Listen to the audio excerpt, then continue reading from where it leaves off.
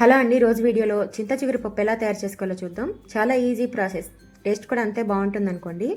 ముందుగా 100 గ్రాములు కందిపప్పు తీసుకోవాలి. 10 నిమిషాలు ముందుగానే శుభ్రంగా కడిగి నానబెట్టుకోవాలి. నేనైతే ముందుగా కడిగి నానబెట్టుకొని తీసుకున్నాను.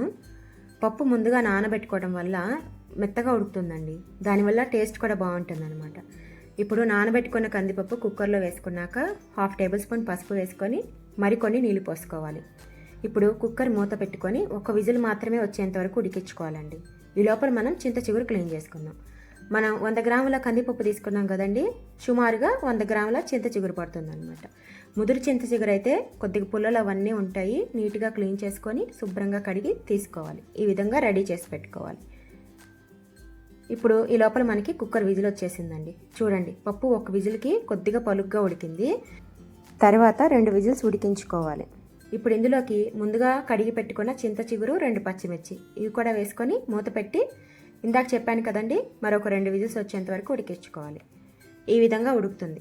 చింత చిగురు పప్పు మనకి ఎప్పుడు గట్టిగా ఉంటేనే బాగుంటుందండి, లూజ్గా ఉంటే టేస్ట్ బాగోదన్నమాట. ఇలా ఉడికించుకుంటే 2 రోజుల పాటు ఉంటుంది. ఇందులో నేను ఉప్పు కారం వేసేవి మిస్ అయిపోయినాయండి క్లిప్పింగ్స్, నేను అలాగే చూపించాను. ఇప్పుడు నేను తాలింపు వేసుకుంటున్నాను.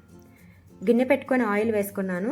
తాలింపు వేస్తున్నాను అనుకుంటున్నారా? లేదండి, ఉప్పు మిరపకాయలు వేయించుతున్నాను. గోంగూర పప్పు కానీ నిమ్మకాయ పప్పు కానీ ఇలా పుల్లగా ఉండే పప్పుల్లోకి మనం ఉప్పు మిరపకాయలు తాలింపు ముందుగా వేయించుకున్నాం అనుకోండి, ఆ ఫ్లేవర్ అనేది పప్పుకు పడుతుంది, టేస్ట్ బాగుంటుంది. ఒకసారి ట్రై చేసి చూడండి. నేనైతే వడియాలు కూడా వేయించుకున్నాను. ఇప్పుడు ఇందులోకి తాలింపు వేసుకుందాము. తాలింపు తెలుసు కదండి, ఆవాలు, మినపప్పు, జీలకర్ర, ఎండుమిర్చి, వెల్లుల్లి రెబ్బలు ముఖ్యంగా నలగొట్టి వేసుకోండి, మరిన్ని వేసుకోండి. పప్పు మంచి వాసనగా బాగుంటుంది. తర్వాత ముఖ్యమైనది ఇంగువ అండి. ఇంగువ మటుకు ఎవ్వరు స్కిప్ చేయబాకండి, ఖచ్చితంగా వేసుకోవాలి. తాలింపు చక్కగా వేగిన తర్వాత మనం ముందుగా ఉడికించుకున్న పప్పు ఇందులోకి వేసేసుకోవాలి. ఒకసారి ఉప్పు సరిపోయిందో లేదో చెక్ చేసుకోండి. సరిపోకపోతే ఇప్పుడే వేసుకొని ఇంకొద్దిగా నీళ్లు పోసుకోండి.